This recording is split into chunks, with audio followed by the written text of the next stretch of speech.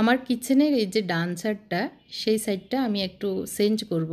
সেটা দিয়ে আজকের ব্লগটি শুরু করছি। আসসালামু আলাইকুম, কেমন আছেন সবাই? আশা করি ভালো আছেন। আমিও আল্লাহর রহমতে আলহামদুলিল্লাহ ভালো আছি।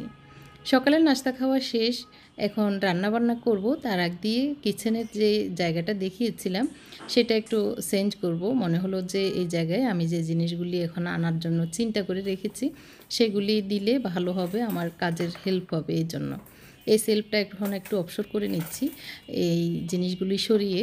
তো এই জায়গায় আবার অন্য জিনিস দিব সেজন্য, আর এই সেলফটা নিয়ে যাব ওই জায়গায়। গত কিছুদিন আগে দেখেছেন আমি একটা চা বা কফি কর্নার করেছিলাম।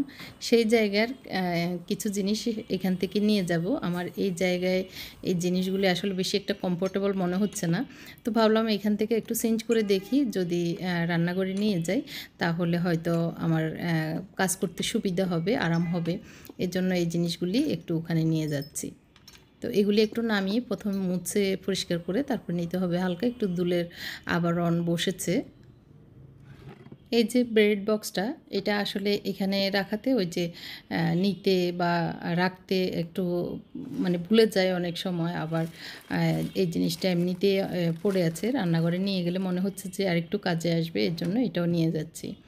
চোখের সামনে থাকলে যেটা আরও বেশি যত্ন হবে সেটা মনে হয়েছে আর কি। তো এই জন্য এই রান্নাঘরের এই জায়গাটাতেই রাখবো ভেবে এখানে নিয়ে আসতেছি। ব্যাম্বো এই দুইটা জিনিস আমি নিয়েছিলাম কিছুদিন আগে। তো আপনারা তো দেখেছেন, ব্রেড বক্স আর হচ্ছে এই রিমুভেবল এই স্ট্যান্ডটা, কেক স্ট্যান্ড বলা যায় বা অর্গানাইজার হিসাবেও ইউজ করা যায়, যে যেভাবে ইউজ করবে আর কি। তো আমি অর্গানাইজার হিসেবেই ইউজ করব। তো বড়ই আছে, মোটামুটি অনেক কিছুই ধরে। আর ব্রেড বক্সে যে শুধু ব্রেড রাখতে হবে বিষয়টা তাও না, যখন যেভাবে কাজে লাগানো যায়। সারা বছর তো আমরা বাঙালি, যেহেতু প্রতিদিন আমাদের ব্রেড লাগেও না, তো এই জন্য আমরা ব্রেড না রেখে অন্য জিনিসও রাখতে পারবো। এই জায়গায় আমি ওই যে সুগার, মিল্ক, তারপরে চামচ, এই জিনিসগুলি রেখে দিচ্ছি। আর এখানে কয়েক রকমের চা পাতা আছে, মধু রেখেছি। এই বক্সে এভাবে রেখে দিয়েছি, যখন যেটা আবার প্রয়োজন হবে এটার ভিতরে ঢুকিয়ে রাখতে পারবো। হিউজ পরিমাণ ওর ভিতরে জায়গা আছে। আর মগগুলি আসলে যেভাবে ছিল ওভাবে রাখছি, এখান থেকে নিয়ে আমি চা করতে সুবিধা হবে যেহেতু চুলার পাশে আছে। এই পর্যন্ত যারা দেখছেন, মনে হচ্ছে যে আপনাদের কাছে একটুখানি হলেও ভালো লাগছে ভিডিওটি, তাহলে একটি লাইক দিয়ে দেবেন। আর যারা নতুন এসেছেন, সাবস্ক্রাইব করা না থাকলে আমার চ্যানেলটি অবশ্যই একটু সাবস্ক্রাইব করে যাবেন এবং পাশে থাকা বেল বাটনটিও চাপ দিতে ভুলবেন না কিন্তু। তো এই তো টুকটাক জিনিসগুলি দিয়ে আমার এই অর্গানাইজারটা আমি এভাবে রেখেছি, প্রয়োজনীয় জিনিসগুলি আর কি। আর এই স্ট্যান্ডটা আমি যেখান থেকে ওই জিনিসগুলি এনেছি সেখানে রেখে দিব। আর এই জায়গাটা আমি এখন পরিষ্কার করব। তারপর রান্নাঘরে চলে এসেছি রান্না করতে। আজকে একটু এই কাঁকরোল ভাজি করব আর হচ্ছে মাছের পাতলা করে ঝোল করব। কাঁকরোল এভাবে আসলে মাঝে মধ্যেই ভাজা হয়, বেশি একটা ভাজা হয় না, না হয় কুচি করে ওই যে আলু দিয়ে সকালের নাস্তার আইটেমের ভিতরে একটা সবজির মতো অ্যাড হয়। তবে এইভাবে ভাজি করলে টেস্টটা একদম আলুর মতো হয়, ভালোই লাগে গরম ভাতের সাথে খেতে। তো আজকে ভাবলাম যে এভাবেই করি, কারণ কাঁকরোল বেশি নিয়ে আসছে। তো আমার ছেলেরা আবার ভাজির সাথে দিলে খেতে চায় না, ওই যে বিচি পড়ে এই জন্য। তো ভাবলাম আজকে আমাদের দুজনের জন্য এই দুইটা কাঁকরোল এভাবে ভেজে নিই। এই বড় কড়াইটাতে একটু তেল দিয়ে দিচ্ছি। প্রথমে কাঁকরোলগুলি ভেজে উঠিয়ে নিব, তারপরে ওই তেলে আমি মাছ দো পেঁয়াজু করব ঝোল করে। তো একটু ছড়িয়ে ছিটিয়ে দিচ্ছি কাঁকরোলগুলি। আর এর ভিতরে আমেনা এসেছে, আমেনা এসে ও ঘরদুয়ার ঝাড়া দিচ্ছে আর কি।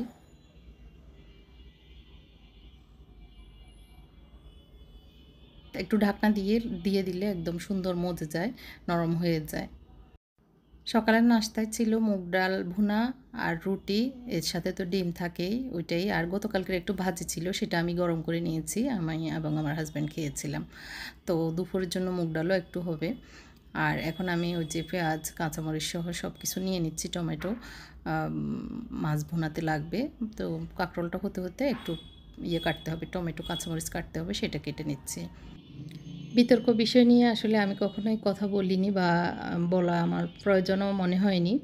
আজকে একটু বলব যে আবু তোহা সাহেবের স্ত্রী সাবিকুন নাহার যে বোনটি, উনার স্ট্যাটাস, উনার কথাবার্তা আসলে দেখে আমরা অনেকেই বিভ্রান্তও হচ্ছি, আবার অনেকেই উনার পক্ষ নিয়ে দুঃখ প্রকাশ করছি, আবার অনেকেই তোহা সাহেবের পক্ষ নিয়ে দুঃখ প্রকাশ করছি। তো আসলে আমি ২-৩ দিনে একটু ওই যে একটা দেখলে না ভিডিও বা পোস্ট, সেটা বারবার আসতে থাকে। তো চোখে পড়ছে বা দেখছি, তখন দেখতে গিয়ে আমার মনে হয়েছে, গতকালকে একটা ওনার সাক্ষাৎকার দেখেছিলাম টক শো। ওইটা দেখে আমার কেন যেন মনে হয়েছে এই বোনটা আসলে মানসিকভাবে বিধ্বস্ত বা মানসিক রোগী মনে হয়েছে। কেন যেন সাইকো টাইপের মনে হয়েছে। কারণ যে স্ত্রী নিজের স্বামীর ব্যাপারে এভাবে ফিল্ডে এসে সমাজের সবার সামনে এসে বলতে পারে, সে যতই স্বামী অপরাধী হোক, যত রকমের খারাপ কাজই করুক না কেন, এভাবে তো বলা আসলে ঠিক নয়। উনি সংশোধন করতে পারতো পার্সোনালি, সংশোধন করবে বা ওনাকে ধৈর্য ধরতে হবে কিছুদিন, মাত্র ৪-৫ বছরের সংসার, এতটুকুতেই এত বিশাল পর্যায়ে চলে গেছেন আসলে। আর তোহা সাহেব যে ভালো বলবো তাও না, কিন্তু আমরা মানুষ, তো আমাদের মানুষের পিছনে শয়তান তো আছেই। তো উনি যেহেতু একজন এত বড় মানে ইসলামের পক্ষে কথা বলেন, এত মানুষকে হেদায়েতের পথে আনেন, তো শয়তান তো ওনাদের পিছনে আরও বেশি থাকবে। কারণ খারাপদের পিছনে শয়তান লাগে না, কারণ যারা খারাপ তাদের তো আর দরকার হয় না শয়তানের। কিন্তু যারা ভালো মানুষ, আল্লাহর পক্ষে কথা বলেন, আল্লাহর দ্বীনের পথে কাজ করেন, তখন শয়তান মনে করে আল্লাহর সাথে তো ওয়াদাই করেছেন, তখন শয়তান যেন ওই আলেমদেরকে বা আল্লাহর পক্ষের লোকদেরকে বিমুখী করার জন্য চেষ্টা করবে।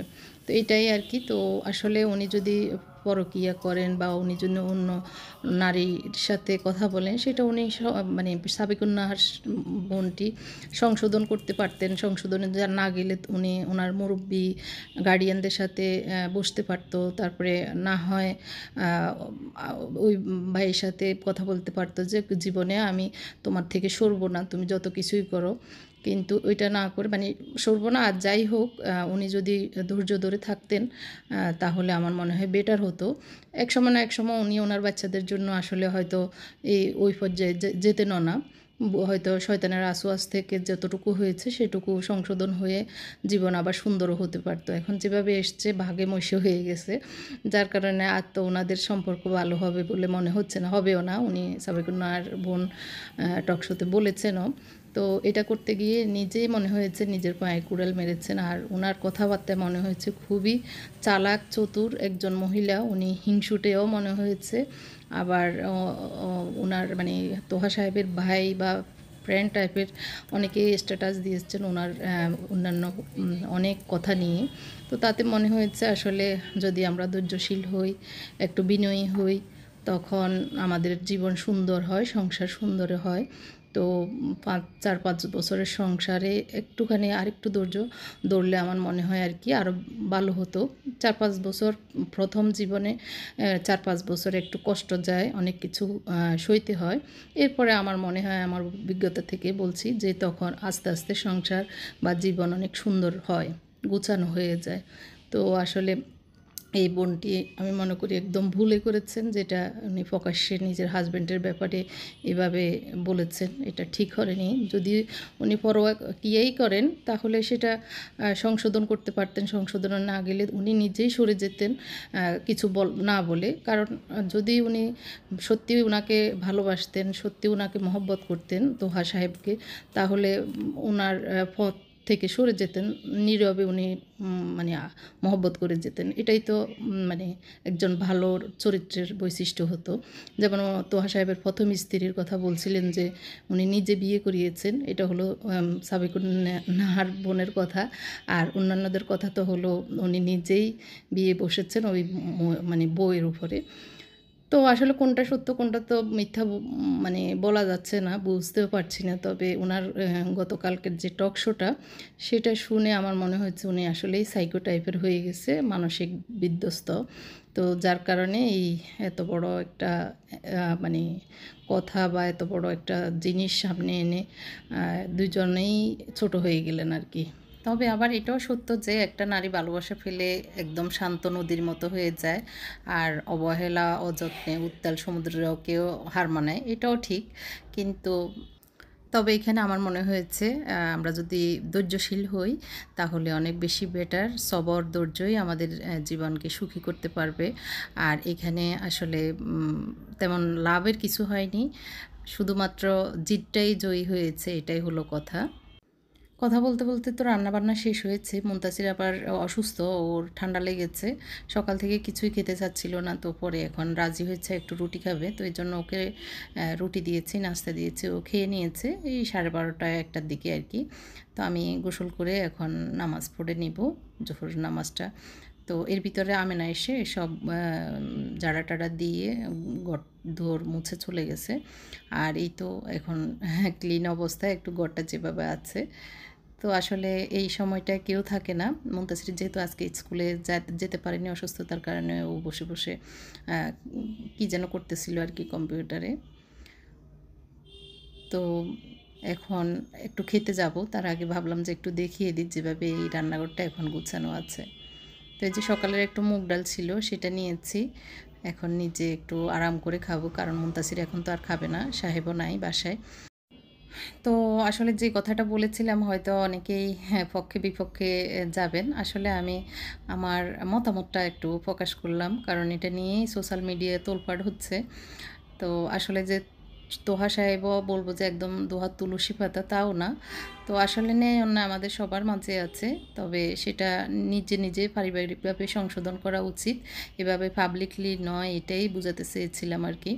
যাই হোক, আমি একটা শসা কুটে নিয়েছি, একদম প্রথমেই শসাটা একটু খেয়ে নেব, তাহলে পেট ভরে যাবে। আর ভাত আজকে যেহেতু তরকারিটা ভালো, এই জন্য ভাতও বেশি নিয়েছি, খেতে মন চাচ্ছে আর খিদেও লেগেছে। আসলে সকাল থেকে অনেক কাজ করেছি, তো যার কারণে ভালোই খিদে লেগেছে। আমি নামাজ পড়েও এতক্ষণ ওই যে মোবাইলে কিছু কাজ করেছিলাম, সেটা শেষ করে আস্তে আস্তে এখন 3টা 3:30 বাজে খেতে বসেছি। তো খুবই মজা হয়েছে মাছের ঝোলটা। এই মাছের ঝোল এভাবে আমার শাশুড়ি রান্না করতেন। আমার শ্বশুর আমাদের ওই বাড়িতে, শ্বশুর বাড়িতে 2টা পুকুর, তো উনি 11টা থেকে 1:30টার মতো ওই যে পুকুর ধারে বসতেন, পুকুর ঘাটে। আবার ওনার একটা চেয়ার ছিল, আমার শ্বশুরের কথা বলছিলাম, চেয়ারে বসে উনি চরক বড়ই বাটতেন আর মাছ তুলে এরকম তাজা তাজা মাছ আমার শাশুড়ি ঝোল করে রান্না করতেন। এত টেস্ট লাগতো, আসলে শুধু ঝোল দিয়ে ভাত খাওয়া হতো। তো যখনই এরকম ঝোল করে মাছ রান্না করি আমার শাশুড়ির কথা মনে পড়ে যায়, কারণ ওই সময়ের স্মৃতিগুলি আসলে খুবই মনে পড়ে। 5-6 বছরের মতো বাড়িতে ছিলাম বিয়ের ওই সময়টা। আমার বাবা যেহেতু বিদেশে ছিলেন, আমার শ্বশুর তখন ওনাকে পেয়ে আসলে আমার শ্বশুরও আমাকে খুব আদর করতেন। আমার মানে বাবার অভাবটা তখন মানে মনে হতো আর কি পূরণ হয়েছে। তো আমার বড় ছেলে মুবাশিরকে খুব আদর করতেন, খুব মানে দাদা নাতির এত বন্ডিং, এত আদর মহব্বত আসলে ভুলার মতো না। আমার শ্বশুর ভালো মানুষ ছিলেন, একদম জমিদারি স্টাইলে উনি থাকতেন চলতেন, ওনার চলাধারা এরকম ছিল। আল্লাহ ওনাকে জান্নাত নসিব করুক, এই দোয়া করুক। তো আসলে মনে পড়ে যায় এইসব যখন করি, আমার শ্বশুর শাশুড়ির কথা, ভালো দিনগুলির কথা। যাই হোক, এই বলে আমার আজকের ব্লগটি শেষ করছি। কেমন লেগেছে কমেন্ট করে জানাবেন। আল্লাহ হাফেজ, আসসালামু আলাইকুম।